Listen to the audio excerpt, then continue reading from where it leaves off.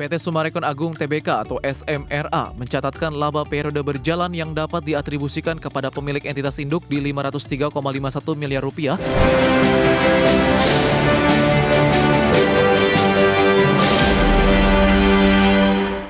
Kita beralih ke informasi emiten pemirsa di mana PT Summarecon Agung Tbk atau SMRA membukukan kinerja keuangan lesu di semester pertama 2025. Hal ini ditunjukkan dari catatan laba dan pendapatan perseroan yang kompak mengalami penurunan.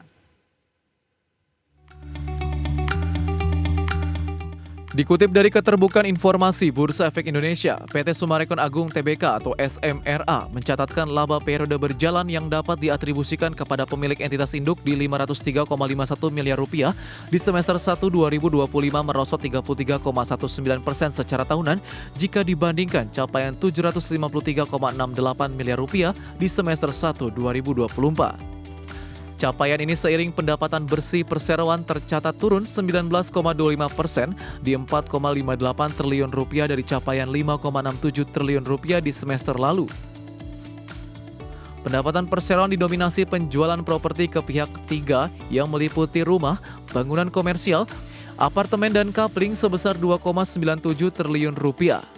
Raihan ini turun 28,91% dibanding capaian di semester 1 2024 di Rp4,17 triliun di semester 1 2024. Manajemen perseroan berhasil menekan turun beban pokok penjualan dan beban langsung di 15,5% dari Rp2,69 triliun menjadi Rp2,28 triliun di semester 1 2025. Namun laba kotor merosot 22,66% di Rp2,29 triliun dibanding Rp2,97 triliun di semester 1 2024. Adapun beban umum dan administrasi meningkat 18% dari Rp527 miliar menjadi Rp622 miliar di semester 1 2025. Di sisi lain, total ekuitas perseroan tercatat naik jadi Rp14,74 triliun hingga Juni 2025 dari Desember 2024 di Rp11,04 triliun. Liabilitas naik menjadi Rp20,63 triliun dari Rp19,70 triliun. Aset perseroan naik jadi Rp35,37 triliun hingga Juni 2025 dari Desember 2024 di Rp33,53 triliun. Perseroan kantongi kas dan setara kas di Rp3,74 triliun. Berbagai sumber IDX Channel.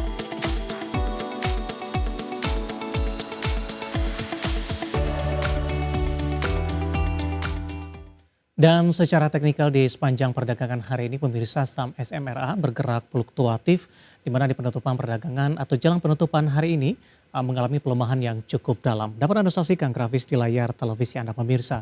Dibuka di zona merah pada pagi tadi di level 436 beberapa menit pasca pembukaan tekanan semakin dalam hingga ke 430.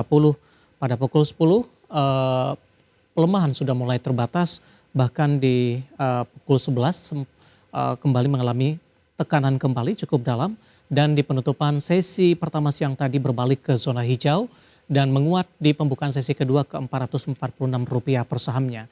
Namun di beberapa menit jelang penutupan sesi kedua hari ini, saham SMRA kembali berbalik ke zona merah dengan posisi tekanan lebih dalam di 2,27% di Rp430 per saham. Bahkan secara intraday beberapa saat lalu SMRA sempat melemah ke 4.428 maksud kami. Kita beralih ke grafis selanjutnya pemirsa, pergerakan saham SMRA di beberapa bulan terakhir. Di 8 April mengalami tekanan yang cukup dalam ketika trading halt terjadi di level 352 Mei dan Juni mencoba untuk bangkit di atas level 400-an. Namun di Juli dan Agustus kembali cenderung mengalami tekanan meskipun posisinya sudah mengalami perbaikan pemirsa. Di 25 Agustus saham SMRA menyentuh di level Rp474 per saham. Ini merupakan intraday tertinggi dalam 6 bulan terakhir meskipun di sepanjang September SMRA lebih cenderung tertekan. Kemudian dari sisi valuasi dengan beberapa indikator yang ada pemirsa.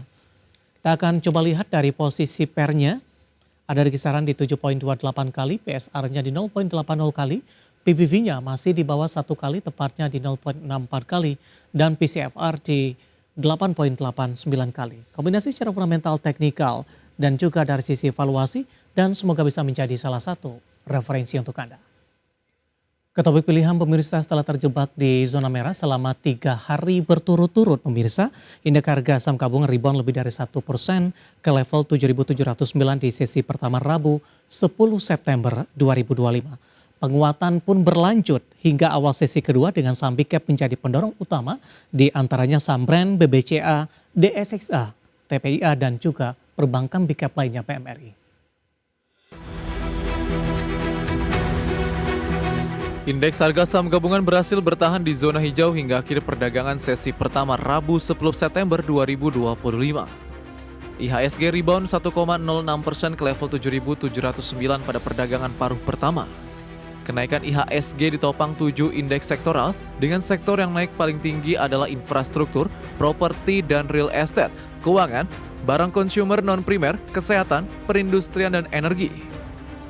Nilai transaksi perdagangan di sesi pertama mencapai 8,41 triliun rupiah.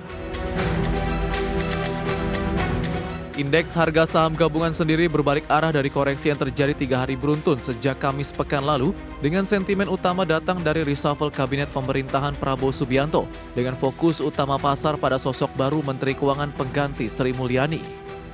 Adapun pada perdagangan Selasa, IHSG bahkan turun 1,78% ke posisi 7.627 dengan arus keluar asing yang cukup deras dari pasar saham mencapai 4,55 triliun rupiah.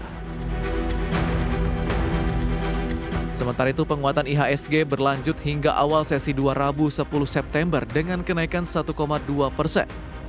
Sejumlah saham big caps menjadi pendorong utama IHSG, diantaranya saham brand naik 3,6% ke level 8.625, saham BBCA naik 2,99% ke level 7.750, saham DSSA menguat 2,33% ke posisi 105.425. TPIA menguat 0,6% ke level 7.625 dan saham BMRI naik 2,09% ke level Rp4.400. Terkait laju IHSG pada perdagangan Rabu, sebelumnya Head of Retail Research BNI Sekuritas Fani Suherman mengatakan bahwa IHSG berpotensi sedikit rebound ke level 7.650 hingga 7.700.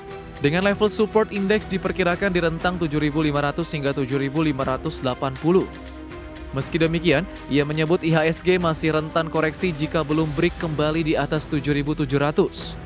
Di sisi lain, analis MNC Sekuritas menyatakan pergerakan indeks berpeluang menguji area 7.233 sampai 7.390 sebagai bagian dari fase koreksi, meskipun peluang rebound tetap terbuka.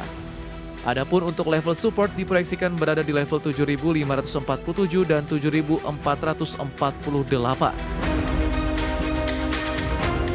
Berbagai sumber IDX Channel.